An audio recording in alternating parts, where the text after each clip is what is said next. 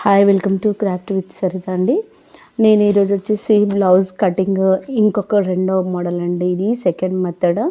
చాలా ఈజీగా ఉంటుంది, ఎవరైనా కట్ చేసుకోవచ్చు. దీనికి మనం ఇది నార్మల్ కటింగ్ అనమాట. అంటే క్రాస్ కటింగ్ కాకుండా నార్మల్ కటింగ్ మీకు ఏ విధంగా కట్ చేసుకోవాలో నేను ఇప్పుడు నా వీడియో ద్వారా చూపిస్తున్నాను.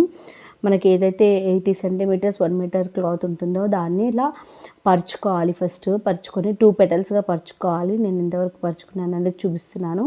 ఎలా కొలత పట్టుకోవాలి. బ్లౌజ్ చూసారు కదా, నడుము నుంచి మనము 2 భాగాలు చేసుకొని దాన్ని ఫోల్డ్ చేసుకొని అలా మీకు ఇప్పుడు ఫ్రంట్ పార్ట్ ఎంత ఎత్తుందో అనేది మీరు కింది ఫిల్ట్ వరకు పెట్టుకొని చూసుకోవాలి. ఎంత హైట్ ఉందనేది దాన్ని పట్టుకొని కొంచెం లాగి పట్టుకొని హైట్ చూసుకోవాలి. హైట్ ఎంతవరకు వస్తుంది అనేది దానికి కొంచెంగాను మనము ఒక 2 ఇంచులు కొంచెం పైకి, ఎందుకంటే కుట్టు వేస్తాం కాబట్టి మనకి అందులోకి పోతుంది కాబట్టి మనము ఫిల్ట్లకి కొంచెం అది కుట్టినప్పుడు లోపలికి కూడా వెళ్ళిపోతుంది కాబట్టి నేనైతే 2 వేళ్ళ మందం వదిలిపెట్టుకున్నాను పైన. వదిలిపెట్టుకొని, ఎందుకంటే మనం అంతా స్టిచ్ చేసేసరికంటే కరెక్ట్ సెట్టింగ్కి వచ్చేస్తుంది అనమాట. ఇది నార్మల్గా కటింగ్ చాలా సింపుల్గా ఉంటుంది. మీరు ఎవరైనా ట్రై చేయొచ్చు. ఇలా క్రాస్ కటింగ్ అంటే అది పెట్టి కుట్టడం ఇబ్బంది అని అనిపిస్తే ఇప్పుడు నేను ఏ విధంగా చూస్తున్నానో చూడండి. ఓల్డ్ బ్లౌజ్ మీకు ఏదైతే మంచి పర్ఫెక్ట్ సెట్టింగ్ ఉంటుందో అది మాత్రం తీసుకోండి. ఇది ఇప్పుడు వచ్చేసి మనకి ఫ్రంట్ పార్ట్ అనమాట. ఇవి వచ్చేసి 2 కూడా ఫ్రంట్ పార్ట్. ఇప్పుడు మనం ఏం చేశాను, నేను నెక్కి ఎంత కావాలో నెక్ తీసుకున్నాను అనమాట. ఫ్రంట్ నెక్ ఎంత కావాలి అనేది నేను కొలత పెట్టుకుంటున్నాను. అలా కొలత పెట్టేసుకోవాలి. షోల్డర్ పైన కింద ఉక్స్ బాగాన అలా పెట్టేసుకొని మీకు షోల్డర్ ఎంత కావాలి అటు 1 ఇంచు ఇటు 1 ఇంచు ఎక్కువగా వదిలిపెట్టుకోవాలి. ఎందుకంటే మనం స్టిచ్ చేసుకునేటప్పుడు అది లోపలికి వెళ్ళిపోతుంది కాబట్టి మీకు విడ్త్ తక్కువ అయిపోతుంది. ఇప్పుడు మనం ఏం చేయాలంటే, నేనైతే ఉక్కులు పట్టి మనం చంక బాగా కింద నుంచి మనము కొలత పెట్టుకొని కొంచెం కొద్దిగా లోపలికి కట్ చేసుకోవడానికి కొంచెం వదిలిపెట్టుకోవాలి. కొంచెం కుట్టడానికి ఎక్స్ట్రా 1 ఇంచ్ మందం ఎక్కువ పెట్టేసుకోవాలి. మనము కట్ చేసుకోవాలి. ఈ విధంగా నేను పెట్టాను కదా. ఇది ఇప్పుడు వచ్చేసి మనకి చంక భాగాన్ని నేను ఎలా గీసుకుంటున్నానో చూడండి. సేమ్ అలా గీసేసుకొని ఇది వచ్చేసి ఏవైతే విడి పెటల్స్ ఉన్నాయో అవి వచ్చేసి మీ అవతల వైపు ఉండాలి. ఎప్పుడైనా దేనికైనా కూడా అది మీరు పెట్టుకునే విధానాన్ని బట్టి ఉంటుంది. ఇది ఇప్పుడు వచ్చేసి చిన్నగా రౌండ్గా పెట్టుకుంది ఫ్రంట్ నెక్. ఇప్పుడు వచ్చేసి నేను రౌండ్గా తిప్పేసుకొని ఉక్స్ పట్టి ఎక్కడ వరకు ఉందో ఒక్కసారి మనము హుక్స్ పట్టి చూసుకోవాలి. మీకు క్లియర్గా తెలియాలంటే కొంచెం జూమ్ చేసి చూడండి, మీకు క్లియర్గా అర్థమవుతుంది. ఇప్పుడు చూడండి, నేను వచ్చేసి ఎలా పెట్టుకున్నానో అలా మనము స్ట్రైట్గా అలా కట్ చేసుకోవాలి. నేను కొలత పెట్టుకునే విధంగా నేను కట్ చేసుకున్నాను.